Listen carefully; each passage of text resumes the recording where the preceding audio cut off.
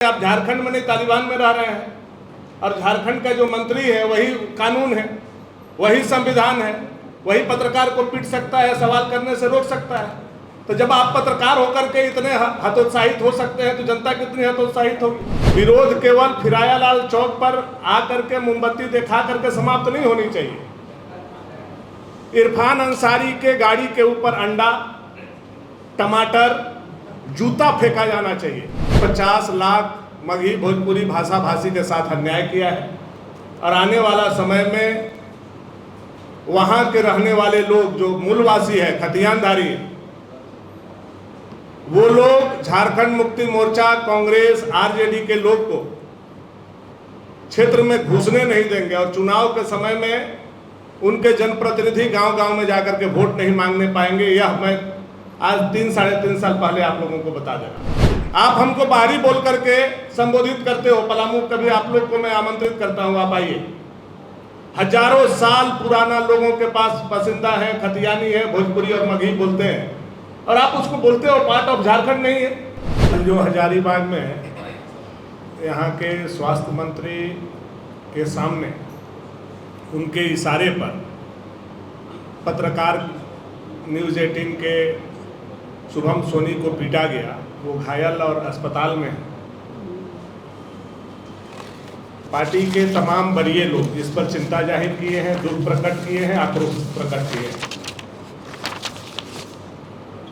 पत्रकार स्वतंत्र हैं, चौथे स्तंभ हैं और उनको सवाल करने का हक है। अब झारखंड में यह तुगलकी तालिबानी सरकार और उसके मंत्री जो संविधान नहीं शरीयत को मानता हो, उससे सवाल अगर आप करते हैं और वह पत्रकार को अपने सामने अपने अंसारी बंधुओं से पिटवाता हो तो कितना बड़ा दुखद बात है। मैंने कल भी आग्रह किया था, आज सभी मीडिया हाउस के आप लोग यहाँ हैं, आप लोगों के अंदर भी हम लोगों के तरह लहू है। अगर ऐसे जगह पर भारतीय जनता पार्टी के लोग होते तो आप लोग क्या निर्णय लेते? वह लहू को आप लोगों को गर्म करने का जरूरत है। विरोध केवल फिराया लाल चौक पर आकर के मोमबत्ती दिखा करके समाप्त नहीं होनी चाहिए। इरफान अंसारी के गाड़ी के ऊपर अंडा, टमाटर, जूता फेंका जाना चाहिए आप लोगों के द्वारा। कोई भी कवरेज उनको नहीं मिलना चाहिए, कोई भी पत्रकार उनके पीछे नहीं भागना चाहिए, कोई भी पत्रकार उनसे बाइट नहीं लेना चाहिए। मैं आप लोगों से हाथ जोड़ करके आग्रह करता हूं कि ऐसे लोगों को यह पनिशमेंट मिलना ही चाहिए जब तक वो मंत्री के कुर्सी पर हैं। यह अपराध अक्षम्य है। आप लोग को क्षमा मांगने के बाद भी क्षमा नहीं करना चाहिए। यह मेरा व्यक्तिगत आप लोगों से आग्रह है। अब इसका मतलब आप मार खाइए। केस से अगर आप डरते शहीद भगत सिंह, तब तो देश की आज़ादी नहीं होती। इसका मतलब आप यह मान करके चल रहे हैं कि आप झारखंड में नहीं तालिबान में रह रहे हैं और झारखंड का जो मंत्री है वही कानून है, वही संविधान है, वही पत्रकार को पीट सकता है, सवाल करने से रोक सकता है। तो जब आप पत्रकार होकर के इतने हतोत्साहित हो सकते हैं तो जनता कितनी हतोत्साहित होगी। हम लोग आपके साथ हैं, पूरी पार्टी आपके साथ है। आप अगर जेल में जाइएगा, हम लोग जेल में आपको खाना लेकर के आएंगे। जी, ये आपके क्षेत्र में जो भाषा हमारे दुकानदार आपके क्षेत्र की जो भाषा है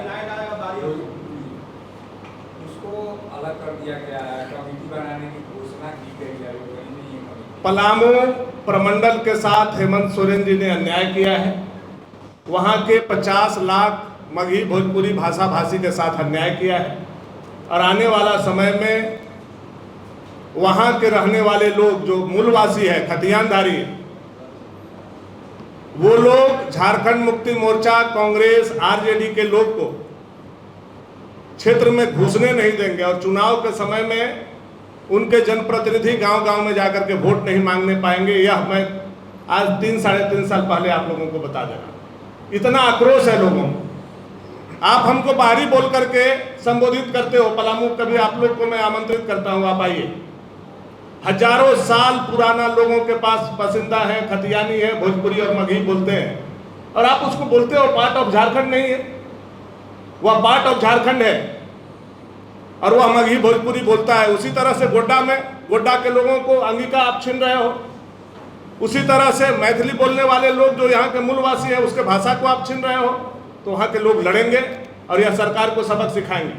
चूंकि यह सरकार बहुत चालू और शातिर है, वह बाकी भाषा भाषी को यह दिखाना चाहती है कि यह भोजपुरी बोलने वाले लोग को विलेन बना करके हम सबको इंटैक्ट कर लेंगे। इसको लेकर के हम लोग पूरे प्रदेश में जाएंगे और बताएंगे कि पलामू का भाषा क्या है, गोड्डा का भाषा क्या है, गढ़वा का भाषा क्या है। किसी के साथ अन्याय नहीं होना चाहिए। बाहरी के नाम पर, बाहरी भाषा के नाम पर जो हम लोग झारखंड के मूलवासी उसके साथ जो यह हेमंत सोरेन जी अन्याय कर रहे हैं, अब इस अपमान का बदला वहाँ के लोग लेंगे। राधा किशोर और मंत्री और दीपिका पांडे जो खुद भी उस इलाके से आती है, इन लोगों की ओर से कोई किसी तरह का बयान नहीं आया, इस तरह से सहमति है? हम लोगों को जहाँ तक जानकारी है कि मुख्यमंत्री ने कल बुला करके सुबह सुबह राधा कृष्ण किशोर जी को बहुत जोर से डांट दिया और वो जानबूझ करके अस्पताल में कल इसी विषय को लेकर के पड़ गए ताकि उनको पलामू में जवाब नहीं देना पड़े। पलामू के लोगों को, पलामू के लोग उनसे पूछने जाए तो कहे कि हम अस्पताल में थे। वह बचने के लिए वो अस्पताल में पड़े रहे और जैसे ही कैबिनेट खत्म हुआ रात को घर में चले आए जाके पता करके। तो ऐसे दोहरे चरित्र वाले लोग पलामू में जाएंगे तो जनता उनको बताएगी। और उसी तरह से दीपिका पांडे सिंह जी को भी अंगिका और मैथिली बोलने वाले लोग सबक सिखाएंगे। मिथिलेश ठाकुर जी ने पत्र दिया, अनंत प्रताप देव ने पत्र दिया, नरेश सिंह जी ने पत्र दिया, मनोज यादव ने पत्र दिया, राधा कृष्ण किशोर जी ने पत्र दिया, पूरे जेएमएम के लोगों ने आकर के पत्र दिया। इसका मतलब केवल बीजेपी यह बात बोल रही है ऐसा नहीं है। वहां का भाषा है, आप हमसे सब कुछ छीन लो लेकिन भाषा मत छीनो, यह हमारा अधिकार है। और लोगों में आक्रोश है, आप देखिएगा ये आक्रोश वोट के रूप में बदलेगा और ये सरकार जिस दिन जाएगी तब आप लोगों को पता चलेगा। बहुत बहुत धन्यवाद। कुछ हार्ट का प्रॉब्लम हो गया और सडनली हो गया, अचानक हो गया।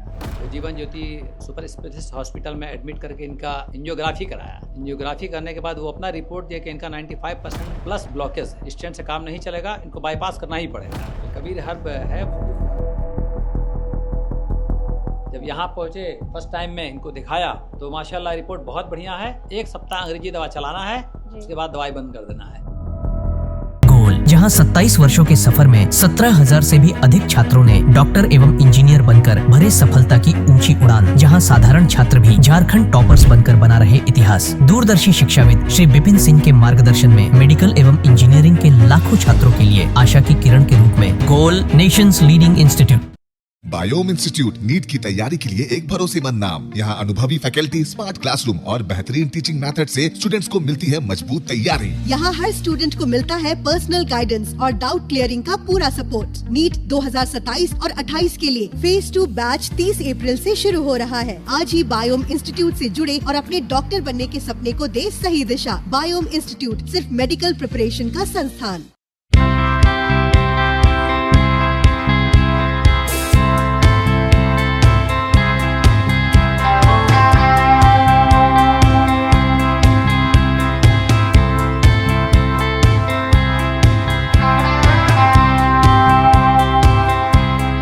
आप भी है देश सेवा के लिए तैयार तो आपका सपना होगा साकार।